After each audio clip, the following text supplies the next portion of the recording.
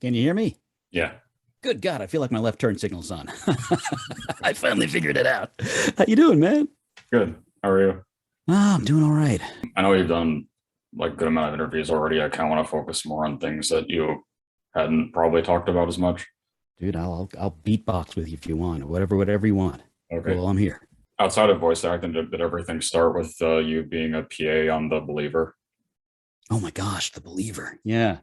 So I went to film school, so fat lot of good that's doing me now. And yeah, after I got out, I bounced around on a bunch of movies as a PA. The Believer was really cool. I mean, it's a very dark movie. If you Right. anybody's seen it, it's Ryan Gosling. It's really it's a great movie. But yeah, that was me standing out in the rain doing stuff. I think I was swing like art department and props department or something there. But yeah, that was definitely early on, right out of college. I did some acting before that, of course, in college and high school and such. But yeah, I think the first movie I actually worked on was called My Sister's Wedding. It Okay. was Yeah. way out in Long Island. They had us like staying in someone's basement for a while. That was the one I think where we stood out in the rain holding signs for a good long time. Uh, yeah, I just bounced around films and stuff. I ended up being second AD in this other like mafia movie out in Hoboken, New Jersey. I'm from New York City originally, so that's where a lot of this stuff happened. But yeah, wow, man, you dug deep on that. That's awesome. I Well, that don't think also. I've ever gotten a believer question. Oh, so, what was any kind of a first paid job that you had outside of the PA stuff? The first paid job as a voice actor. Whew, I remember a long time ago. I did do some radio promos and stuff back in college. I used to have a radio show like everybody else had in college. I had a radio show in college where I thought I was the only one playing Built to Spill in 1990, whatever the hell. But yeah, and then and through that I did a couple of like radio promos and stuff. But that wasn't really like voice acting as I do now. A lot of medical. It's probably something very like boring, Okay. like especially when you're in New York, like out here in LA where I am now, as you can see, beautiful sunny California behind me, which I forgot to close the blinds. In New York, there's a lot of like industrials and stuff like that. So my first paid voice acting gig, to make a long story longer, was probably some medical journal with words that had 16 syllables. And you know, years and years of reading the Cimmerillion have given me the ability to pronounce crazy things with 100 consonants in them. So I got to use that trick. And what about with the first like an animation or an anime kind of job?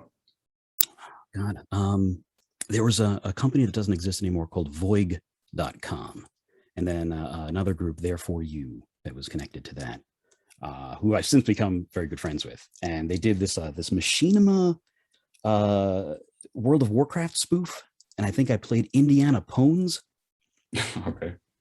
Those are the jokes, and it was a lot of fun. And that's one of the earlier ones I remember.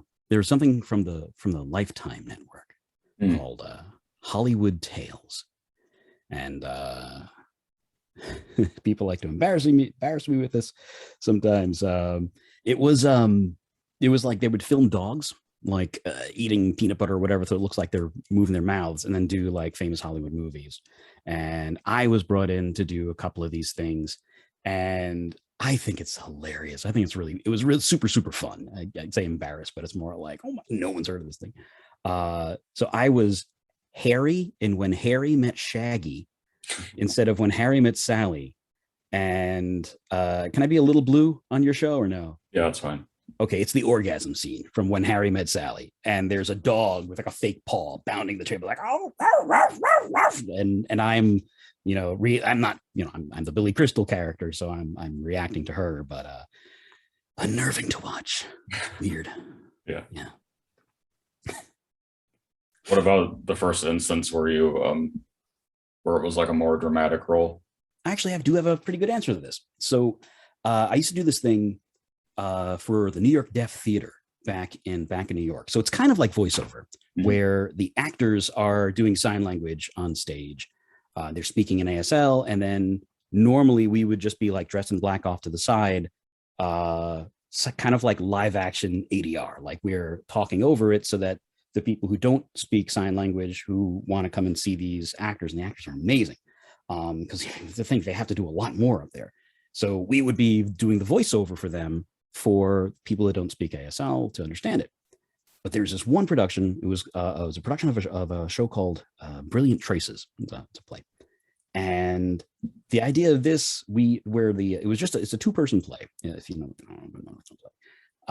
So it was me and the actress dressed in kind of grayscale versions of the characters on stage.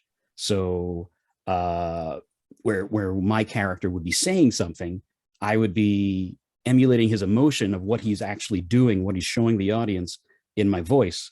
But at the same time, my emotions would have to be like what's really going on in his head. So it was like taking Brilliant Traces and like adding an extra layer to it. Mm-hmm. So it was like a kind of like a secondary script for like the physical movements.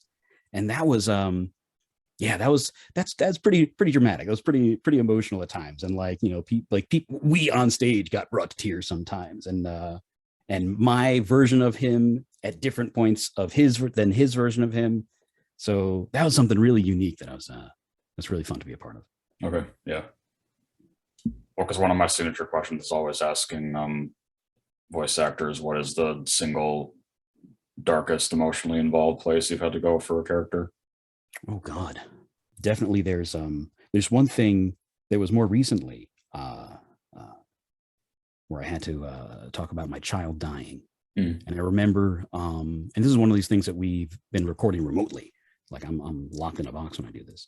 And I genuinely cried in that session because it brings up stuff, you know, like when you do these things, it brings up real life stuff too. And it's not even so much that you're thinking about specific events. Like, it's not like you're thinking about someone you lost to, you know, do this. It's more like remembering the emotion, I guess, you know, like you sort of go back into that mode more than remembering the specific of like, you know, a family member lost or such. So yeah. Oddly enough, I make like funny cartoons, but there's a lot of points where I end up crying about things, you know, like it's when you're actually in it. Because like, even if it's a funny cartoon, even if it's like not even funny, just like something lighthearted or an anime, even if you're doing the dubbing, like when you're really getting into it, the characters are taking the world seriously. You know, the people who are watching this thing, they're like, you know, there's things to laugh about it. There's situations to laugh about it. But the person you're laughing at is totally taking what is happening in the show seriously. Mm-hmm. So it's easy to get to that like kind of like emotional spot, even if it's not something that would really make the viewer, you know, bring on the waterworks. But I'm rambling. That's all right.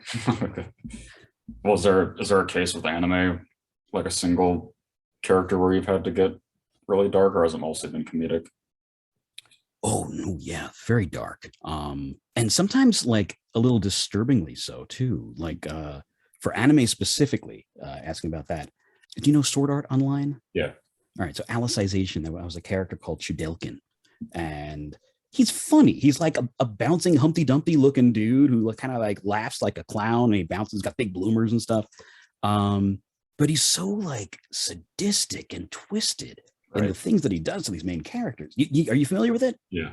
All right. Yeah. So like that, I remember doing that. And like, even the director at the time, he was like, ooh, yeah, that's dark. All right. You know, especially in the flashback moments. Like, ooh. So without spoiling anything, if anybody hasn't seen that yet, there's some flashbacks with like silhouettes and stuff in the background that go to a place. Yeah. Or even like how was it? In JoJo. Do you know JoJo's Bizarre? Okay. Tamami Kobayashi. This one, I mean, it's pretty easily. It starts out with, oh, my kitten is dead in a bag with there's blood coming out on the street, you know, like just the situation is pretty dark. So yeah, there's a lot. God, I play a lot of terrible people. Man. Or another one. This is kind of a weird haymaker here. Just for Starscream in the most recent series, a few seasons back in Siege, if you're familiar with that, he's kind of a racist. Oh. Like the things that he says have mirrors in the real world, which are like not okay. But like in the context of this, you get to see this character grow until like by that final season when he's sort of like, robo savior. No, I'm not strong enough, and he learns humility and all that. It was just a beautiful character arc.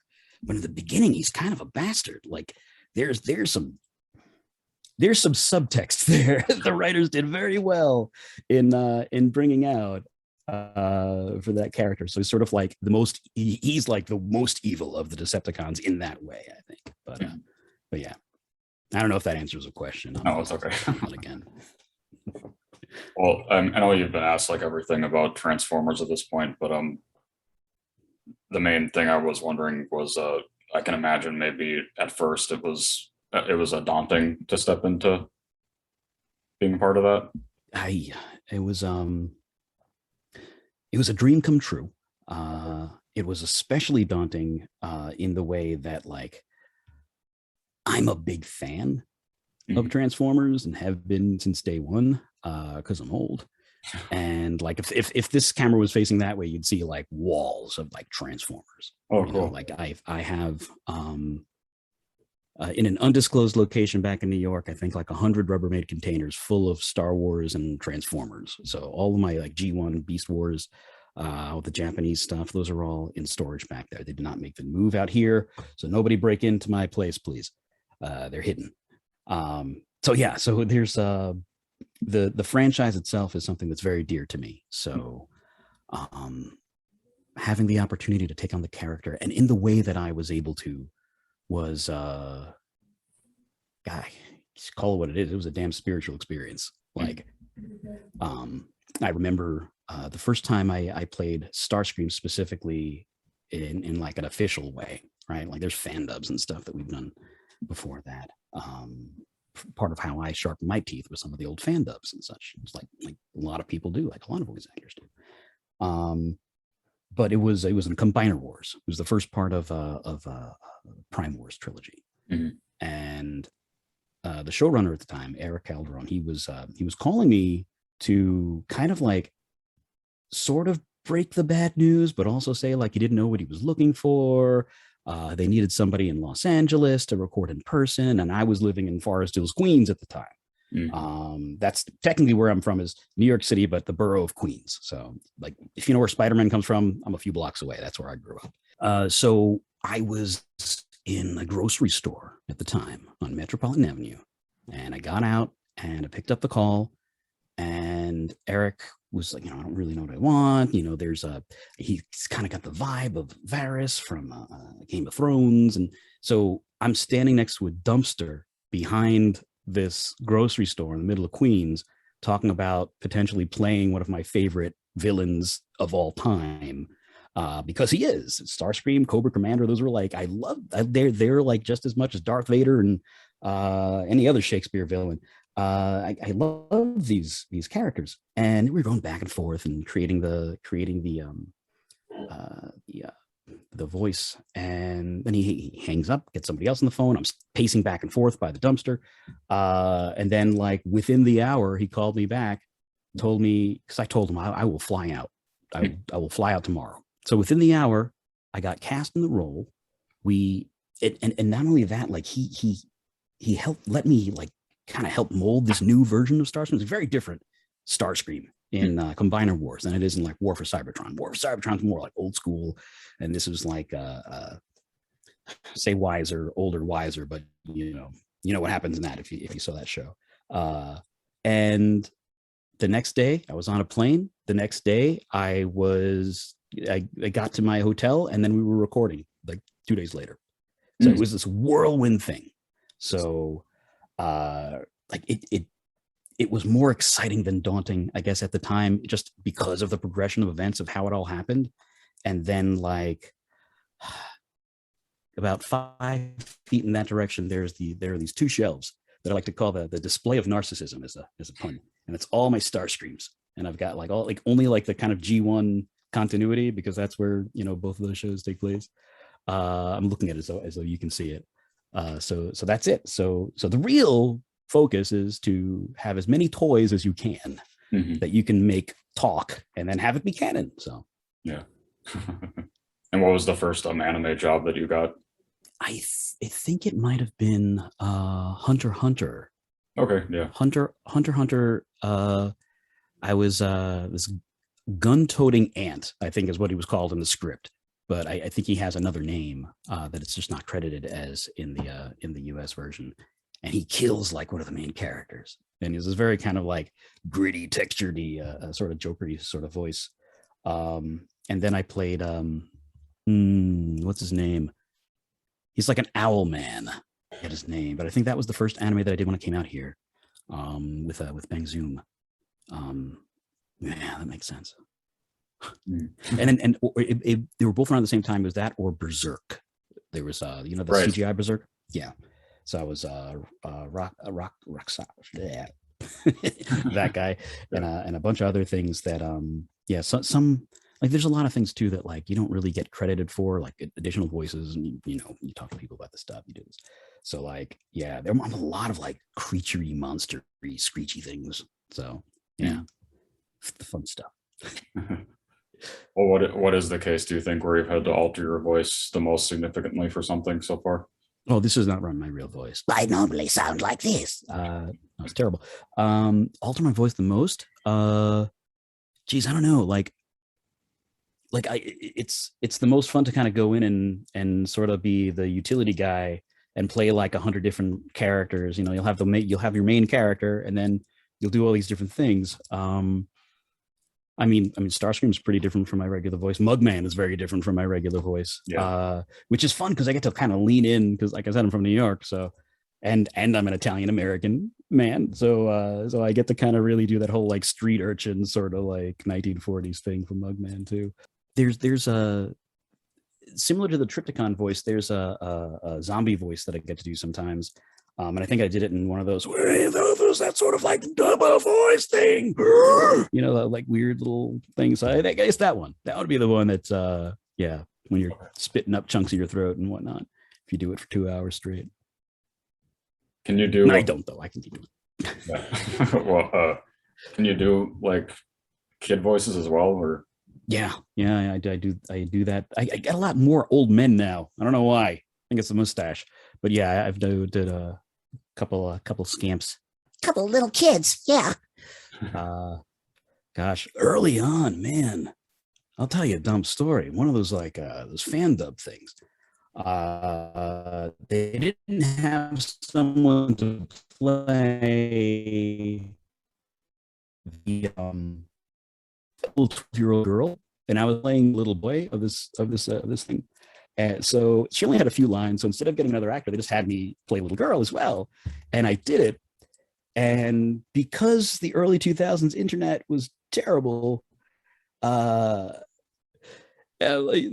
12-year-old girl who's a cartoon, and it's some dude in Queens with a like microphone. That was weird. That was weird. So yeah, that was the back when I played a 12-year-old girl for a hot second.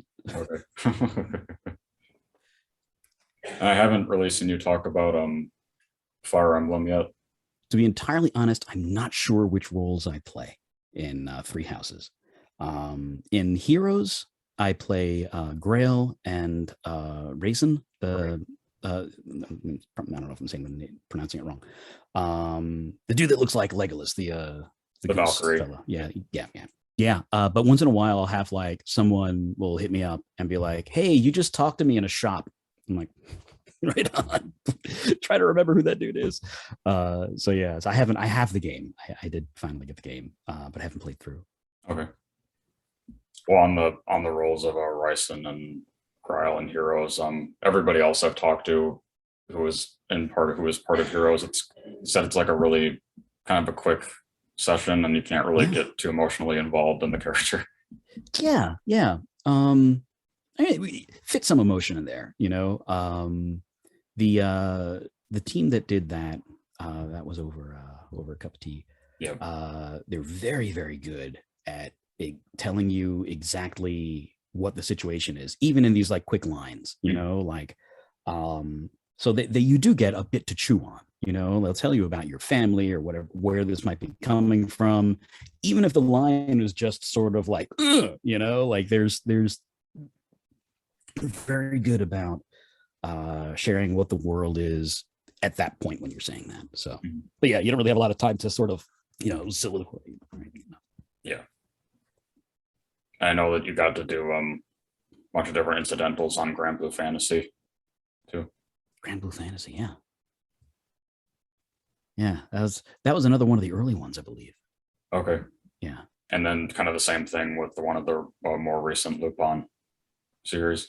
Oh, the series. No, I actually played like one of the main bad guys. He has like a multi-episode arc, and then a couple other things. The one thing that I don't think I was. This is in the fifth series, right, where he's kind of like he deals with like cell phones and stuff.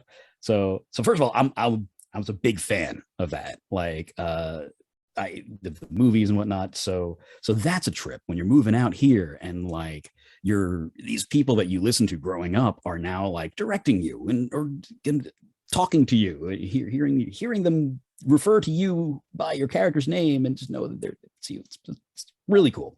And like I got Tony Oliver, I get to work with him on Beyblade now too, and a bunch of other things. And wonderful human beings. There's no, pretty much everybody is just super kind and wonderful out here. But yeah, so I loved Lupin growing up. Had a whole bunch of the VHS tapes. Most of them were official releases. Some of them might have not been because you did what you could back in the 80s to get your stuff. And yeah, so for that one, I think the only thing I wasn't credited as there was a zombie guy or something like so some college student comes up and I got to do that zombie voice that I was saying. So I got to do that thing. So that was weird. But yeah, God, I forget the guy's name. I'm sorry. I'm trying, like, as I'm talking, I'm like stalling as though there's a gun to my head to remember this. Hugo Mcguire, I think his name is. Yeah, that's right. Hugo Mcguire. And then like a couple other like other bad guys and stuff. And then there was the dude with the mask. And oh God, very kind of like Regency era outfit. I forgot his name now. But yeah, I think that they're in the movie. I was one of the Balmer brothers too. Mm-hmm. There's two brothers. There's a big race to. Anyway, I won't spoil too much. But yeah, I was in that one too.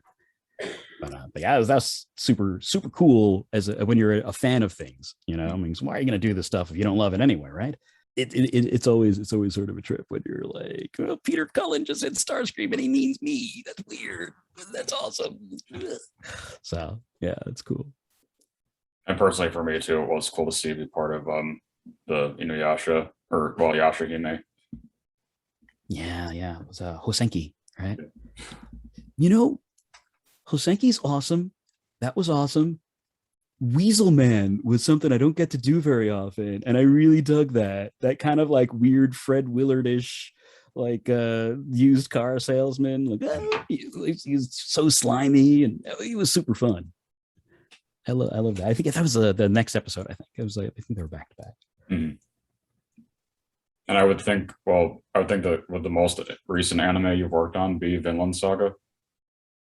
And most recent, because it's still airing now, would be The Vampire Dies in No Time. Right. I play the vampire. This guy's Dranuk the Vampire, where like in my wildest dreams, I never thought I'd get to do like a purposely bad Bela Lugosi impression in an anime.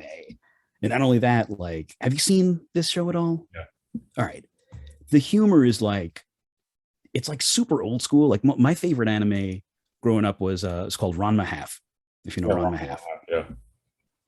Loved it.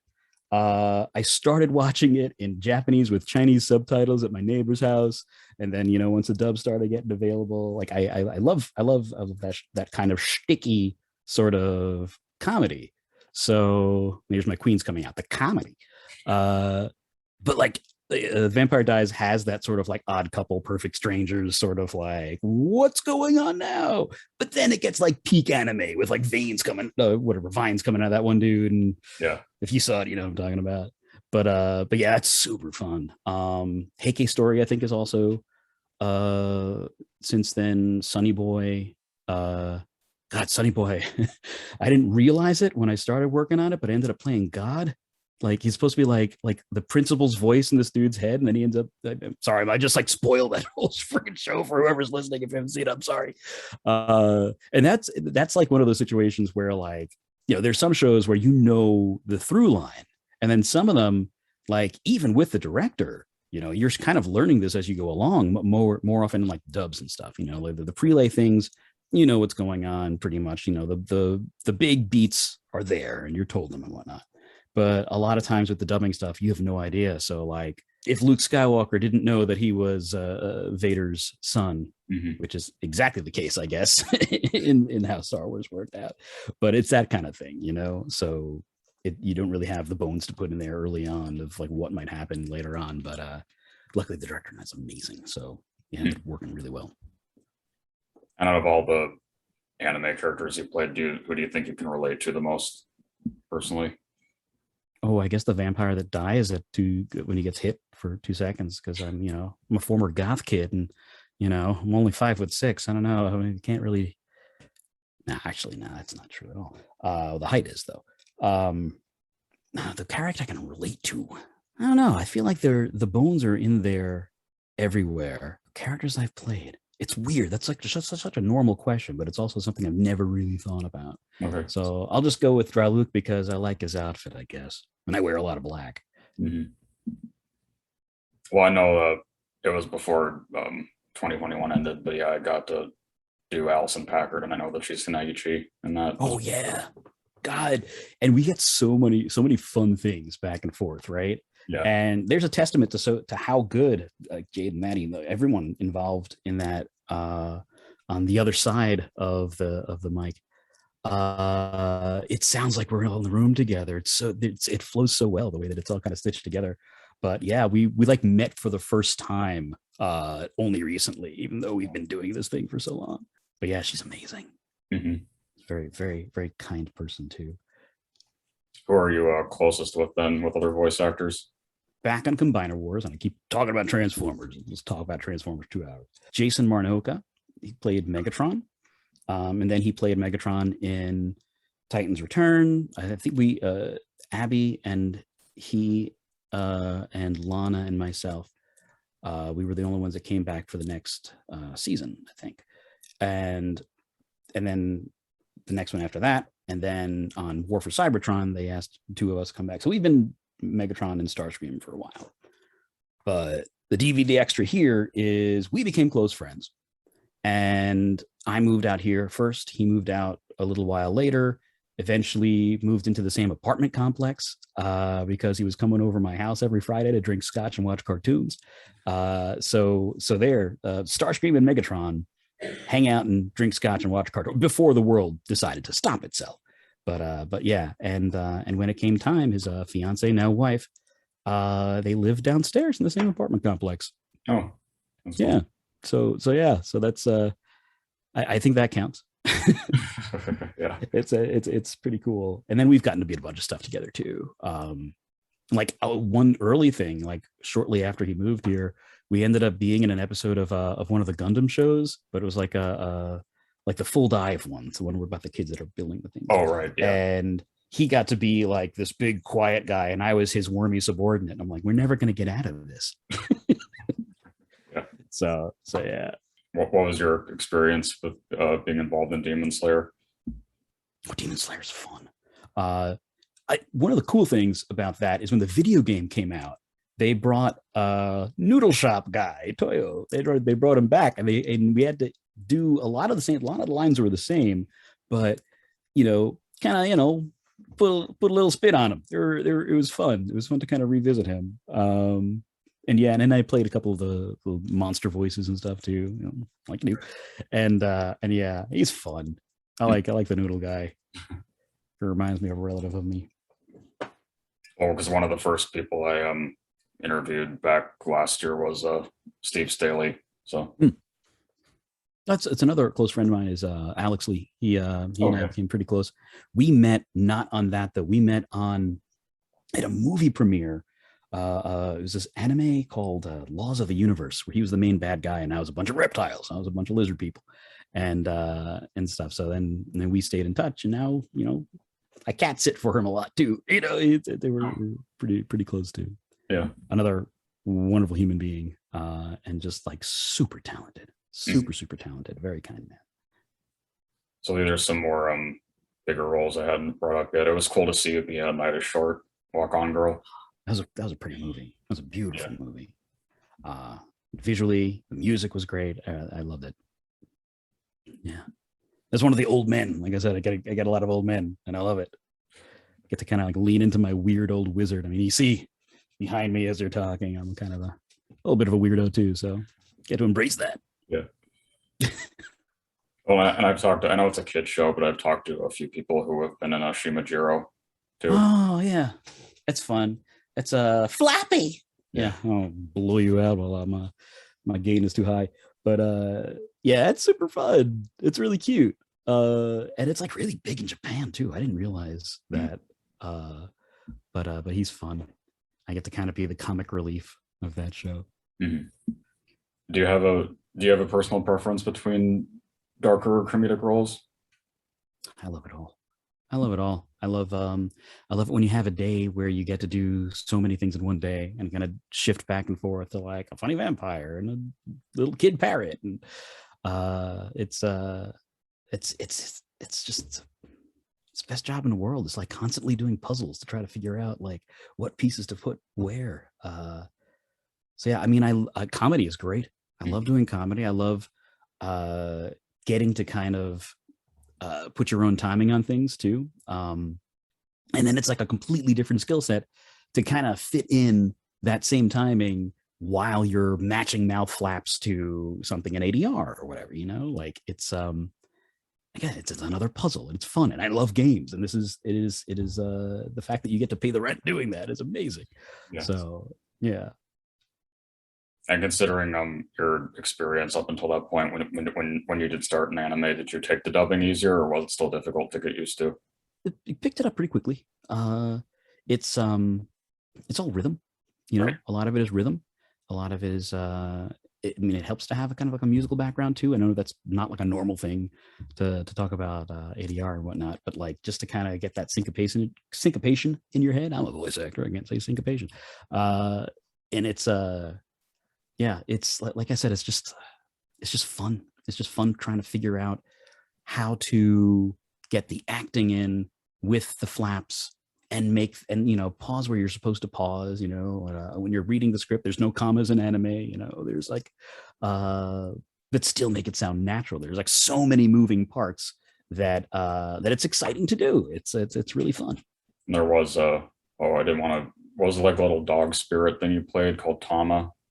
What game was that? Yes, that was I got that thing right here. Yeah, this was Sakuna of Rice and Ruin. And yeah. They sent me one of the fancy box things with everything that has a little charm in there. Yeah, that was cool. He was sort of like, it was like an old wizard voice, and he was this little foo dog that would float around and then turn into a sword. That was fun. That was another one of these like video chat things I did. Where the company that produced the game had some of the English voices do things. And when it came time to open the game, I actually have a bunch of swords behind me. So I grabbed one and opened the game with the swords. I'm like, I turned into a sword, so it's kind of thematic. I'm like, please be careful. Like, it's all right. I used to work at Ren Fairs. So yeah, he's super fun. There's another one, a cup of tea too. Yeah, that was a really cool experience altogether. Mm-hmm. It's a cool game too. There's like farming elements and like platformer, like side scrolling, jumping on things and hitting things. Yeah. Really cool cast too. So some friends there too. Well, I know there was some kind of crazy stuff in Disgaea 6. Played a couple of crab people, right? Yeah. Yeah. Moth people and yeah. Yeah. Oh, yeah, Mothman. Right. Yeah. That's another one I haven't gotten to play yet. So okay. I haven't that's like the weird thing. I think the weirdest thing about this whole industry is like it's hard to keep up with everything. Because like when I was a kid, I'm like, wait, Mark Hamill just said in an interview that he doesn't watch Star Wars every night like I do. How does Bill Murray not watch Ghostbusters every night like I do? And like especially with video games, because you have to play through, especially when you're like something very specific and you have to play at least like 5 hours in order to get to it. Sometimes I've just never heard my stuff. And yeah, so sometimes it's off to YouTube to hope somebody else has and document this. And yeah, but I haven't actually gotten to hear myself in that. Okay. Yeah. What about with Genshin Impact? Genshin Impact. I heard two of my guys. Yeah, I've also not played that too. Please don't kill me. But yeah, it's just, I mean, it's hard to have the time to play everything through, and then me stupidly, I just keep going back to Skyrim and mod that so I can walk into the TARDIS or something in the middle of Cyrodiil or something. Yeah. So is there anything else that's upcoming that you can safely talk about, or? Yeah, actually, next week there's a movie coming out. It's called Belle. It's an animated movie, Japanese movie. Absolutely gorgeous. It was originally in Japanese, but the English cast, I mean, I don't know if you've seen any of the press on this thing. It's so beautiful. And then the woman who plays that main character, her singing voice, just in the preview, like, will give you chills. So I haven't seen it yet. I'm very much looking forward to seeing that. I don't know what form that's going to take, especially with everything kind of like numbers on the rise right now with Omicron and many other Transformers. But like, yeah, I'm really looking forward to seeing that. I think that's the next thing. And then of course, Vampire's still coming out and Heike and all that stuff. And Cuphead is coming out soon. I don't have a date to give you, but okay. That's very, very excited about that. Aren't you still doing Beyblade? Yes, and Beyblade. Beyblade is still coming out too. Yeah. Super fun. I play Cinnamon Daisora. He's a little bit of a batty old man when he speaks. And I get to do like the little laugh and stuff. So like it's definitely cool when you get those roles in, because you get to do these like cool little, like, he's got a signature laugh. That's awesome, and it kind of like goes along with like what they did in the Japanese, but you get to put your own little spin on it. It's super fun. Yeah. So my final question is always asking, what do you want your legacy to be? Oh God, my legacy. God, if anything that I'm doing now brings joy to people after I'm a pile of dust, that'll be great. And that's it. Okay. Yeah. Well, thanks. I'm glad that we got to do this. Yeah, thank you for having me. Sorry if I babble too much. No, it's no problem. Just want to talk to people. It's trapped in here. Yeah. Thanks, man. All right, well, stay in touch, man. Yeah. See ya. All right, take care. Bye.